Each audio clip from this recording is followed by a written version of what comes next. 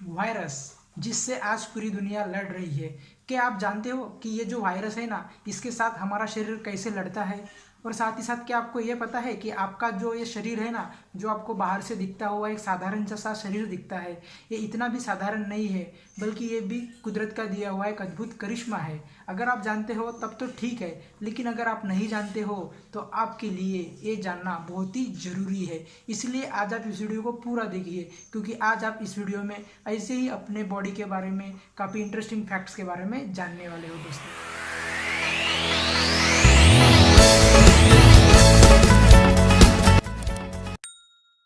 जैसा कि आप जानते हैं कि वायरस एक अति सूक्ष्म जीव होता है।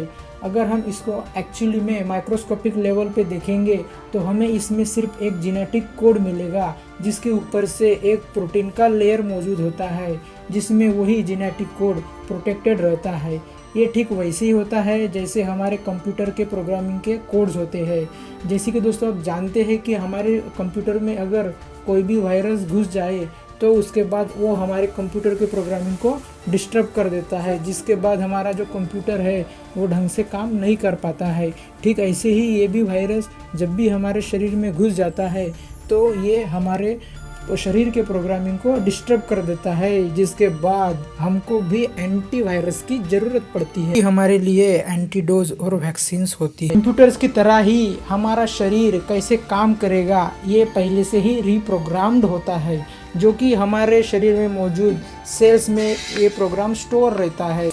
यहाँ पे आप ये जान लीजिए कि हमारा जो शरीर है वो ऐसे ही ट्रिलियंस ऑफ द सेल्स मिलके बनता है, और सेल्स ही हमारे शरीर का बेसिक बिल्डिंग ब्लॉक होता है।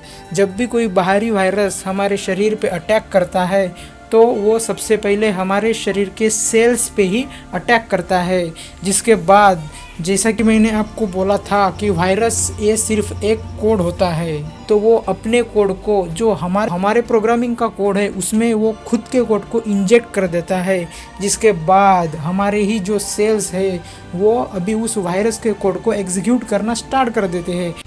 इस तरह ये वायरस हमारे सेल का यूज करके खुद को मल्टीप्लाई कर लेते हैं। बाद से हमारा जो शरीर का जो फंक्शनिंग है वो तो डिस्टर्ब हो जाता है, और जब ये बात सेल्स को भी पता चलने लगती है तो वो खुद को ही डिस्ट्रॉय करना शुरू कर देते हैं। ये तो हो गया दोस्तों शॉर्ट में वायरस के बारे में। अब आपका शरीर भी कुछ कम नहीं होता है, इसमें पूरा मिलिट्री सिस्टम होता है, जहाँ पे guards, soldiers, weapon factory, backup team और साथ ही एक इंटेलिजेंस टीम बैठा होता है, और कुछ कम्युनिकेटर्स भी होते हैं। ऐसी चीजें होती है आपके शरीर में सिर्फ आपको प्रोटेक्ट करने के लिए। और जब हम इन्हीं को कंबाइन कर देंगे तो कलेक्टिवली एक टर्म निकल के आता है, जिसको हम लोग इम्यून सिस्टम बोलते हैं। हाँ दोस्तों, यही आपके शरीर का इम्यून सिस्टम होता है। जब भी कोई बाहरी वायरस आपके शरीर पे अटैक कर देता है, उस टाइम पे आपका जो इम्यून सिस्टम है यही सबसे पहले ट्रिगर हो जाता है।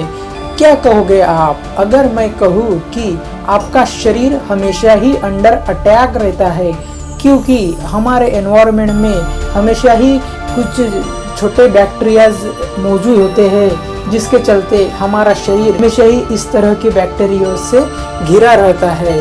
लेकिन आपका इम्यून सिस्टम ही होता है जो हमेशा आपको बचाता रहता है। आज आप ये फैक्ट जान ही लो, क्या होता अगर आपका इम्यून सिस्टम ही ना होता। अगर आपका इम्यून सिस्टम ही ना होता तो अगर आपको कोई मच्छर भी काट देता तो भी आपका इंस्टेंट डेथ होने का चांस बन जाता, या फिर अगर ब्लेड से भी आपका हाथ कट जाता तो भी चांस था कि आपकी डेथ हो जाए। लेकिन आपके इम्यून सिस्टम की वजह से ही आप प्रोटेक्टेड रहते हो। तो इसके लिए दोस्तों एक बार अपने इम्यून सिस्टम को थैंक्स जरूर बोल देना, और साथ ही इस फैक्ट के लिए वीडियो को लाइक कर देना। बेसिकली हमारे शरीर में दो तरह का इम्यून सिस्टम होता है। नंबर 1 इनेट इम्यून सिस्टम, जिसको बर्थ बोर्न इम्यून सिस्टम भी कहा जाता है, जो कि हमें हमारे पेरेंट्स से जन्म से ही वरदान के रूप में एक सुरक्षा कवच होता है।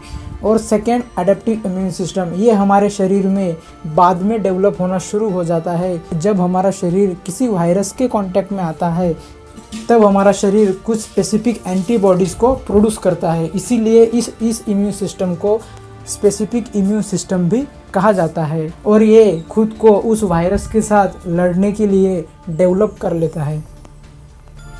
चलिए अब हम आपके इसी डिफेंस मैकेनिज्म के वर्किंग के बारे में समझते हैं।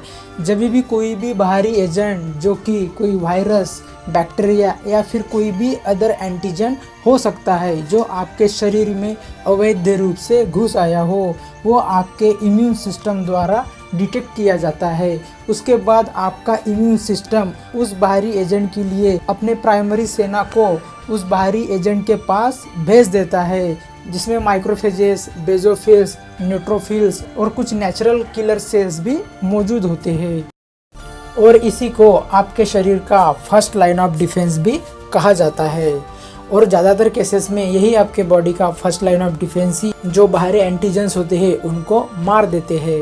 लेकिन क्या हो अगर आपके बॉडी का यही फर्स्ट लाइन ऑफ डिफेंस ही बाहरी एंटीजन के सामने कमज़ोर पड़ जाए, जो कि अक्सर वायरस के केस में होता है। तब आपके यही सोल्जर्स तुरंत ही हेड ऑफिस में इन्फॉर्म कर देते हैं कि ये दुश्मन कुछ ज़्यादा ही ताकतवर है, जिसके बाद आपका जो एडेप्टिव इम्यून सिस्टम है वो एक्टिवेट हो जाता है। आपका इम्यून सिस्टम अब ये जानता है कि ये वायरस कुछ डिफरेंट है, जिसके कारण आपका जो फर्स्ट लाइन ऑफ डिफेंस है वो कमज़ोर पड़ चुका है। अब वो डायरेक्टली किसी भी सोल्जर्स को नहीं भेजता है, बल्कि वो अब उस वायरस के बारे में जानना चाहता है कि आगे वाले दुश्मन की ताकत कितनी है। उसके लिए वो अपने एंटीजन रिप्रेजेंटिंग सेल्स को भेजता है, जो कि डेंड्रिटिक सेल्स होते हैं।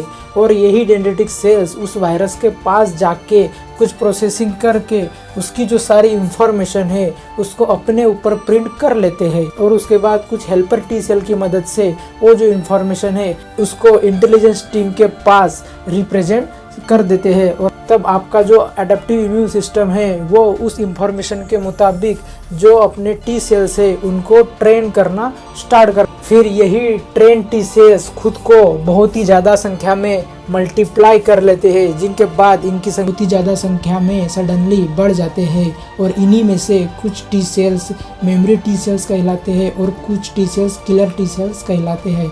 जो मेमोरी टी सेल्स होते हैं वो कभी भी बैटलफील्ड में लड़ने के लिए नहीं जाते हैं, बल्कि एक मेमोरी की तरह हमारे इम्यून सिस्टम में हमेशा के लिए स्टोर हो जाते हैं, ताकि जब भी नेक्स्ट टाइम इसी तरह का सेम वायरस हमारे शरीर पे अटैक करता है, ये जो स्पेसिफिक ट्रेनिंग इन टी सेल को दी गई है ये फिर से ना देनी पड़े, और ताकि और डायरेक्टली ही उस वायरस पे अटैक कर सके।